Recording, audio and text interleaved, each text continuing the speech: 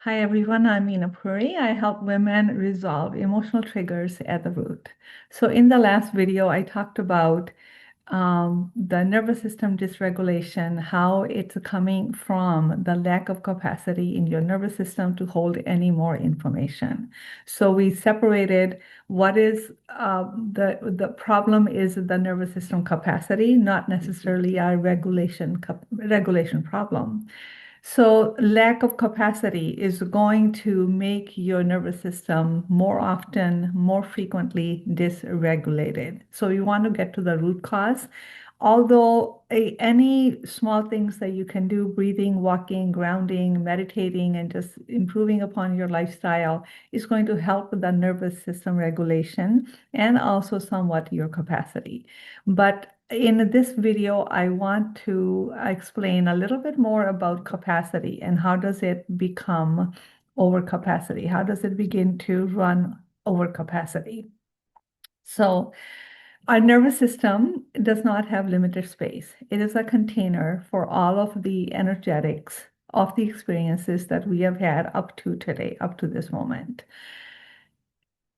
Most of our experiences, life does not permit us, or we are not taught to actually metabolize and process. What we are trained to do is something doesn't feel right, just ignore it. You're being too sensitive. You feel a little hurt, don't talk about it, because then you're going to look like childish or you are too sensitive. And stay quiet to keep the peace. Just follow along. Don't cause disturbance. And these kind of experiences, our life is filled with those experiences, starting from the early childhood, when we don't even know what to do with these comments or what to do with these experiences. We simply ignore them because we don't know what to do. But they don't go away. Just because you push them away or push them down, they don't disappear. They actually keep on taking up space in your nervous system. So over time, their space is totally taken. And very little is going to take you to get triggered, to get you to, for you to blow up, for you to feel frazzled, for you to feel you can't think straight, and for you to even withdraw, because that is like a passive response to shutting down. It's like, I can't take it anymore, so I'm just going to hide. I'm not going to say anything. Not going to engage. That is your defense mechanism working. So, which is good. We're built in to protect ourselves. But the point is this, because we obviously can't live life being shut down. We can't live life being, we can't live inside a closet. We live in the world. We interact with the environment, the news, the people, our communities around us. So the issue is coming from that the nervous system simply does not have any more space. How do we create that space? We create that space by processing and integrating those experiences. That's called the work of healing. So, next time when you get triggered, when you think you overreacted, don't correct your behavior temporarily, like, oh, I'm going to say it this way, or I'm going to think about it this way. I'm going to kind of, like spiritualize the whole thing and just, be fluffy and superficial so it feels nice. It's kind of like you take all the complexities life offers and you just put a little nice bow tie on it and pretend that it's just all pretty. It isn't. Okay. Um, so when you get triggered, you can feel the rise coming in your chest. You can even feel the body symptoms, your, fingers clenching, your breath changes, your facial expression change. You can feel that. So that's a clue that you are getting triggered. The protocol is not to get away from the trigger because the triggers will follow you. Because there's an energetic imprint in you that is drawing those triggers to you, that drawing that response. It's just to notice, where have I gotten triggered before? What things triggered me? Who triggers me? Why? Go back as far as you can. Say, when else have I been getting triggered? And how have I responded to those triggers? That's going to give you more information than pretending that you didn't get triggered. When there is no more space left in the nervous system, you are running over capacity, like I explained in my first video.